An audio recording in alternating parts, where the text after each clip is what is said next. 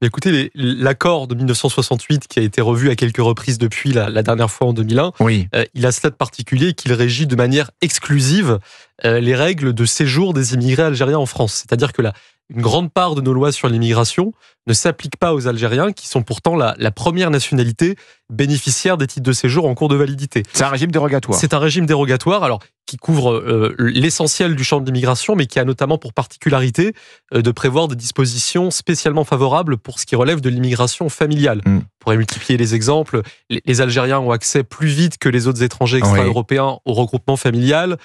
Pour avoir un titre conjoint de français, ils n'ont pas à prouver qu'ils ont effectivement une vie commune avec leur conjoint. Les parents algériens d'enfants français n'ont pas à démontrer qu'ils contribuent effectivement à l'entretien et à l'éducation de cet enfant.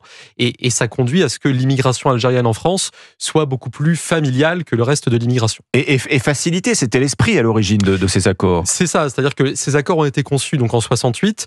Ils prenaient à l'époque la suite des accords d'Évian de 62, donc qui marquaient l'indépendance. Oui. Les accords d'Évian qui posaient un principe de libre circulation. Donc les accords de 68 étaient déjà plutôt à l'époque une optique de plus forte régulation que dans la situation antérieure.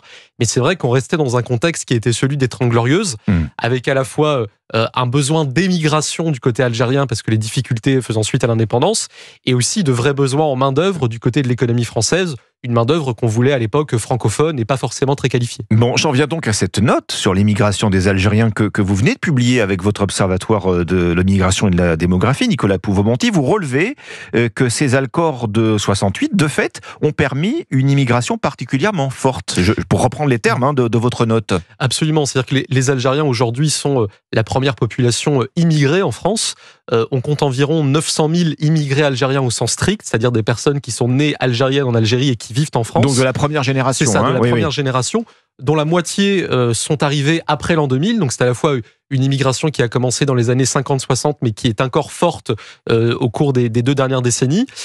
Sur 3 générations, donc en comptant la 2e et la 3e génération des descendants, on peut estimer que la diaspora algérienne en France compte au moins 2,7 millions de personnes. Les Algériens, on l'a dit, sont la première nationalité bénéficiaire des titres de séjour actuellement valides. Donc quand vous dites diaspora, c'est y compris les naturalisés ? C'est ça, c'est-à-dire que la diaspora, c'est sur plusieurs générations, et il est évident qu'une large part des 2e et 3e générations, une part très majoritaire, sont français. Une part importante d'entre eux peut avoir conservé par ailleurs une double nationalité algérienne, mais une part importante est française. Et peut-être pour finir sur cet état des lieux global, tout porte aussi à considérer que les Algériens sont la première nationalité représentée dans l'immigration clandestine en France. On le voit d'abord parce qu'ils ont été l'an dernier à nouveau les étrangers les plus nombreux interpellés en situation irrégulière, et parce qu'ils ont été aussi la principale nationalité dans les centres de rétention administrative, donc ces centres où l'on enferme les étrangers irréguliers qu'on cherche à éloigner du territoire. Donc,